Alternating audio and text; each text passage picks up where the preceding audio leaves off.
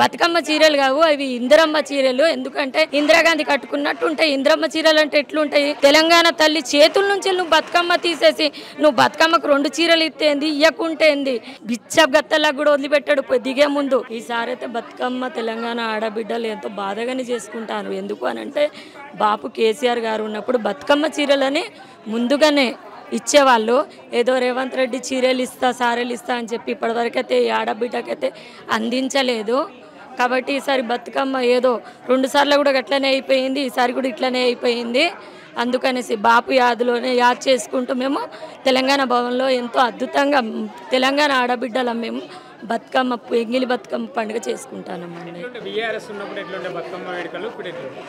BRS ఉన్నప్పుడు బతుకమ్మ వేడుకలు కాదు, తెలంగాణ మొత్తం ఎంతో వైభవంగా ఉండే. ఇప్పుడేమో ఎట్లున్నదంటే తెలంగాణ ఎట్లయిపోయింది తెలంగాణ అనే పరిస్థితికి వచ్చిండ్రు. ఎక్కడ అడిగినా కూడా ఒకటే, మళ్ళీ సారే రావాలి కారే రావాలని తెలంగాణ పల్లెలలో మళ్ళీ కోరుకుంటున్నారు అందరూ.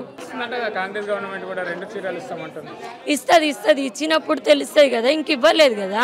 ఇచ్చినప్పుడు వాళ్ళు కట్టుకున్నప్పుడు అది బతుకమ్మ చీరలు కావు, అవి ఇందిరమ్మ చీరలు. ఎందుకంటే ఇందిరాగాంధీ కట్టుకున్నట్టు ఉంటాయి. ఇందిరమ్మ చీరలు అంటే ఎట్లుంటాయి? తెల్లగా ఉంటాయి, గీతలు ఉంటాయి కావచ్చు.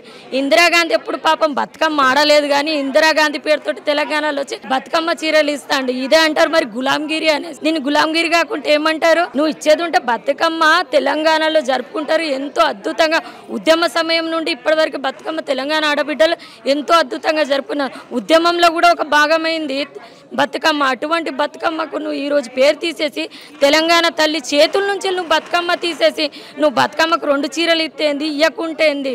ఇందిరమ్మ అని చీరలు ఇస్తే అంటే హస్తం గుర్తున్న తెలంగాణ తల్లిని నువ్వు ఏర్పాటు చేసి ఇందిరమ్మ చీరలు ఇస్తున్నావు అంటే ఇక్కడే అర్థమవుతుంది. ఇప్పుడే ఈ బతుకమ్మ చీరలను కూడా నువ్వు తెలంగాణ ఓటు బ్యాంకింగ్ లాగా వాడుకుంటాను అనేసి. బతుకమ్మ చీరలు కూడా డ్వాక్రా సంఘంలో ఉన్న వాళ్ళకి అని అక్కడక్కడ సోషల్ మీడియాలో వైరల్ అవుతుంది. ఏం చెప్తారు మరి? ఆనాడు బీఆర్ఎస్ ఏమో తెలంగాణ ఆడపడుచులు అందరికి ఇచ్చింది అని అంటున్నారు. మరి ఇప్పుడు ఎట్లా చూస్తారు?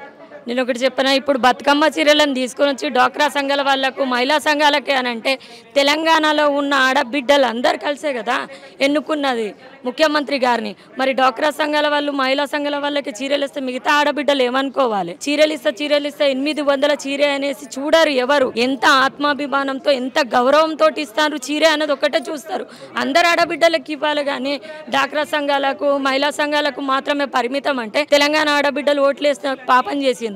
2500 అన్నాడు, ఇచ్చిండా? ఇయ్యలేదు. ఆడబిడ్డలకు 4000 పెన్షన్ అన్నారు, అందరికి చేసిండ్రా? చేయలేదు. తులం బంగారం అన్నాడు, ఎక్కడున్న తులం బంగారం? కేసీఆర్ గారు ఇచ్చే 1,00,000 రూపాయలే వస్తున్నాయి. తులం బంగారం అయితే ఎక్కడ రావట్లేదు.